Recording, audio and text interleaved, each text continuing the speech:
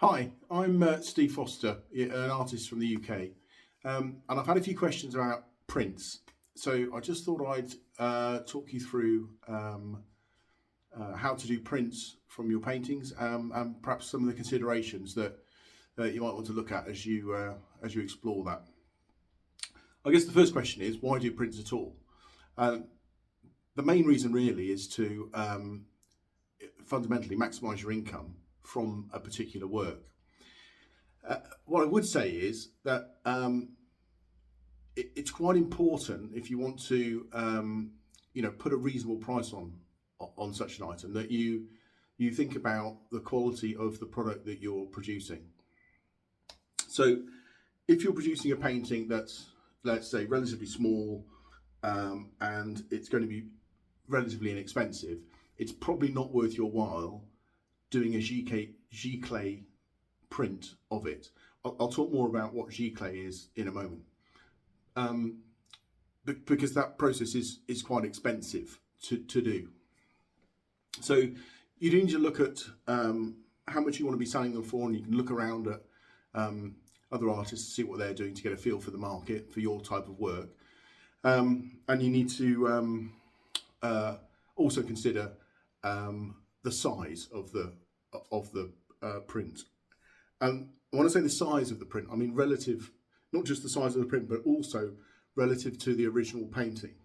So if you're someone who buys art and you've bought a painting, and then you see that artist has produced a print of exactly the same size as the painting for a fraction of the price, it's probably going to leave a little bit of a bad taste in the mouth. So my thoughts on it are that if I produce a print or a number of prints, then they are all a reasonable sort of percentage smaller than the original. So just to give you an example, that the last sort of 4 or 5 large florals I've done have been 1 metre by 1 metre. So I've done prints for those, and I've got 2 types of prints: a 60 by 60 centimetre and a 40 by 40 centimetre, so that it doesn't diminish the value of the original painting in any way. So just to give you an idea of size, so it's not the same painting, but I'll give you an idea. So this is a 60 by 60 print against the original 1 metre by 1 metre. Sorry, try that again, shall we? So that's you can see there's quite a size difference. And actually, for this particular one, for most of the works, actually, I'll do 40 by 40s as well. So a fair bit smaller. These are high quality art giclée prints. But in selling these, I would hope that the potential owner of the original piece isn't going to be impacted in any way. So that's the way I think of it. There'll be other views, I know. The other thing I would say, that if you do want to produce a same size image, then the scanning or photography needs to be really good. Otherwise you'll lose quite a lot of definition. So as you step down, I mean, these are scanned in, very high definition, and you retain all the detail on the smaller prints. As you get bigger, you need to think about the process of scanning and photography to make sure that you maintain that level of resolution. So that's sort of my thinking on size. And you can go all the way down to, like, a postcard or something. You can often see those. They're not necessarily giclée prints, but they're just, nice quality art postcards. So I said I'd come back to giclée. So giclée, it's spelled Giclee. It's pronounced giclée. It refers to high quality inkjet printing using archival quality inks. So any good print shop should be able to do use giclée prints, and and you would be wise to tie that in with a good paper as well, cotton paper, that sort of thing, that works well in conjunction with the giclée print in terms of its longevity. You know, how long it's going to last, and preserve your beautiful image. That's it really. So giclée prints are pretty much the standard art print quality. And the next thing to consider is, once you've kind of worked out what size you want to do and what quality you want to produce, is whether it's going to be a limited edition or open edition. So by limited edition, what I mean is, there'll only ever be, say, 200 of one of that print. There won't be any more produced in that size, and then it'll be a numbered edition. So it might be number 22 out of 200, and they'll be written on the print. The other way of doing it is an open edition, which is just as it sounds. There is no limited edition to it. The artist will just keep producing prints as long as there is a demand. So the thinking is that if you have a limited edition, it sort of increases the value, perceived value of the item, and it's nice for people to be able to have something like that and know that it's one of only 50, say. So you just need to consider pricing, how much you want to charge for that, and whether you want to have it open or limited. Entirely up to you. For what it's worth, I go for each painting I do a limited edition print in 40 by 40, which is the smaller one of the two I just showed you, and I do that in a limited edition of 50, and I'll do the same for a limited edition of the 60 by 60. So there'll only ever be 50 prints in each of those two sizes. What I should say is, in terms of the process, I don't have a stack of 50 prints, because it's just unaffordable, frankly. You know, giclée prints are expensive. So what I do is I keep a record of every print that I sell and the number and who it went to. And then I keep a couple handy, so that I can send them out to people if there's a requirement.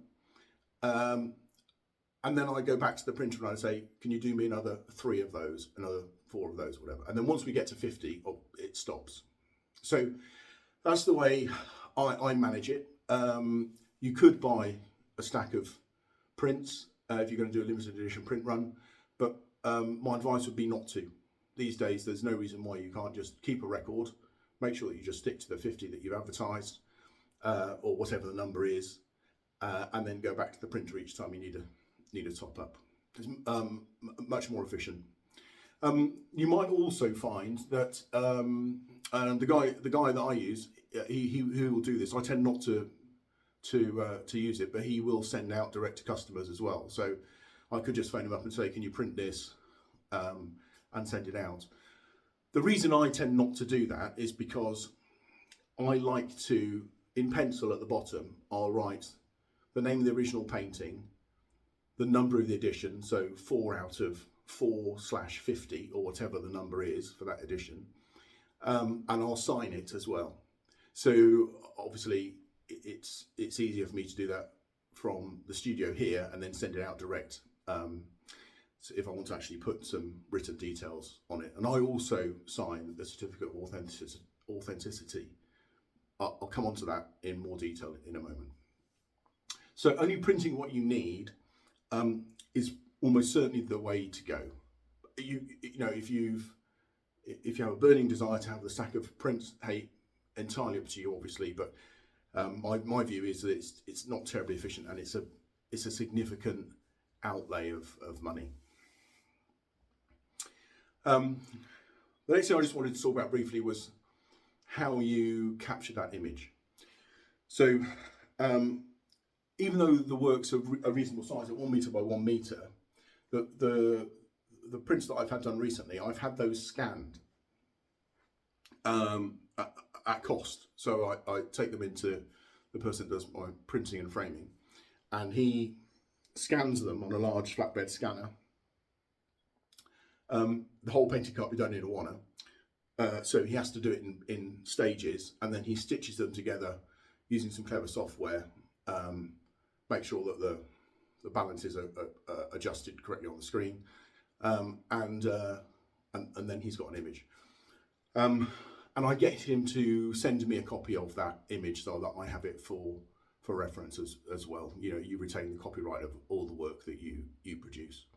So, but you can use a quality photographer to take the pictures as well. It's worth, if you can afford it, to get a professional to do it, unless you're really savvy with these sorts of things, because you just get a much better image, which is apparent when you start printing your print run. So I would personally, for me, it's kind of outside my technical expertise, so I tend to leave that to the professionals. If you're savvy and you can scan an image in sections, a high resolution, stitch it together, and you've got the computer software to do that, brilliant. That will save you some money. And then there's an initial outlay for that, and then he's got a copy of the image, I've got a copy of the image, I call him if I need more prints, and he prints them out and I go and collect them. That's the way I tend to work it. The last thing I wanted to talk about really is the sort of certificate of authenticity. I think this is quite important actually, and it's a very nice thing to have along with your print. You know, you've taken the trouble to produce you know, a set of prints for your work, good quality prints, and a little certificate. These are the sort of things I use. I'll just bring that closer to the camera so you can see, and it just covers all the details for the print. So on here you can see that it covers the title, the artist, the edition number, so whatever it is out of 50, you know, 10/50 is the 10th one. The print date, the date it was printed, the print size, details about the original medium, in this case it's oil on canvas, the copyright date, the country of origin, and the printer that I use also covers paper type and weight, which is interesting. You know, and there will be people that will value that information. In this case, I'm not an expert in this, but it's Innova soft cotton 280 GSM paper. Brilliant. Print method is Giclée, and it gives you the details. It's printed by Belmont Fine Arts. So for that, forgive me if this is the wrong way around for the video, but pretty much all I'd write in is the edition number, and then I would sign it, and I would enclose that with the print. I think a lot of people will just sort of stick that to the back of the print if they get it framed. So that's how I do it. If you as always, if you disagree with what I'm saying or you have a different way of doing it, please drop a comment and let me know. And equally, if that was of use to you, then please do let me know as well, because it's helpful me just to sort of it helps me try and get, you know, the pitch right in terms of what I'm saying. But that's the way I do it. That's you know, thoughts for the day, if you like. And thank you very much for watching. I'll see you soon. Thanks.